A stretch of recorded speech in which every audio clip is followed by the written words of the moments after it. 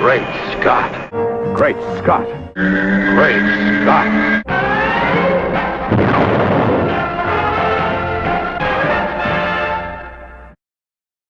Hello everyone, welcome to Great Scott. I'm Scotty V. Thanks for watching. Today I want to give my little review of Action Comics #1. Talked about it a little bit last week, but I wanted to mention this week some things that I had been hearing and try and refute them as best I can. I really enjoyed Action #1. I think it's really cool. It shows Superman in his beginning stages. He doesn't quite yet have his full power ability. He can't fly and things are able to hurt him. But as is what Superman should be doing, he risks himself knowing that there is personal injury involved. This has been a problem for some years for some people. People have said that what kind of a hero is Superman if he really isn't sacrificing anything? What kind of risk is he taking if nothing can hurt him? What's the big deal if he's completely invulnerable and there's no threat? Why would I even want to read if nothing's going to happen to this character? And I know that no matter what he goes through, he's always going to come out alive unless it's some stunt like Doomsday back in the 90s. Why would I read? Because every page I turn, I know that there's nothing that's going to happen on the next page that's really going to surprise me.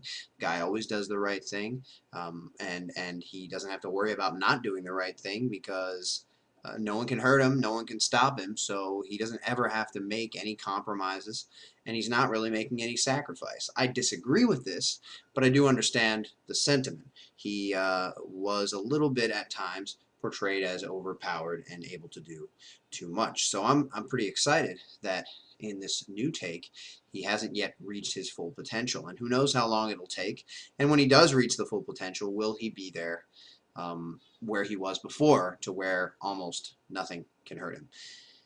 In Action Comics #1, we see a Superman that is a no-nonsense sort of Superman. He does take out bullies. He does beat down people who seemingly deserve to be beat down. And he does, with a smile on his face, scare the wits out of a scumbag. Do I have a problem with this? No, I do not. A lot of people are saying that this Superman is a jerk or a D-bag. I won't go into what that means, but I disagree. The reason I disagree is because it's not like he's being a jerk to just anyone. He is going and taking care of people who deserve to be taken care of. Now, there were some violent-looking attacks in this book. We don't see how it happens. We just see a man through a wall. We see a man smashed onto a piano. And probably the complainers are correct. And if you were smashed into a piano and you were just a normal human being, it would probably do a lot of damage to you. I'm going to give Superman the benefit of the doubt and say that he did exactly what was needed to knock the guy unconscious. And sure, he'll have some bruising and maybe even a broken bone. But also, I think it is said even in the story, my understanding is that Superman's powers are gaining as he goes on.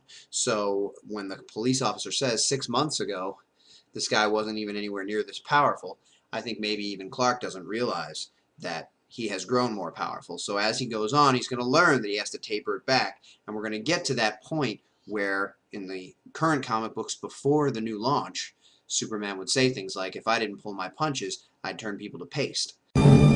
So I don't think it's as bad as people are pointing it out to be, and I think a wife abuser who continues to abuse his wife and beat her black and blue deserves himself sometimes to be beaten that way, to see how it feels and to show that it's something he shouldn't be doing and he won't be allowed to get away with.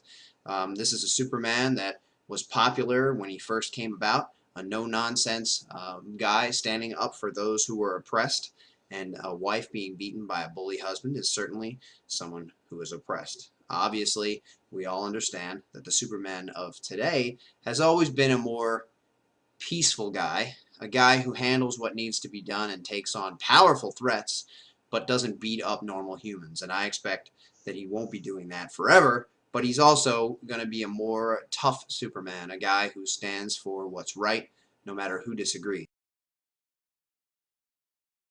And I think partially what we see at the beginning is that this businessman who was corrupt probably paid some of the authority figures off too, and Superman's a little tired of seeing this kind of thing happen. I also like the baggy clothes on Clark and the glasses. It really makes him look like a completely different person. from when he's Superman. And the jeans and small cape don't bother me. I think it's a makeshift design that he came up with. It makes more sense, really, than spending a lot of time trying to become a tailor. Clark Kent's not a tailor, but he does want to get out and help people. So it's possible 6 months before, even 6 months before that, he was just going out in whatever clothes he had on. And then he thought, maybe I should wear this. So it's just a symbol so that people, bad guys and good guys alike, know that I'm there. Thanks for watching, everybody. And remember, always look up in the sky.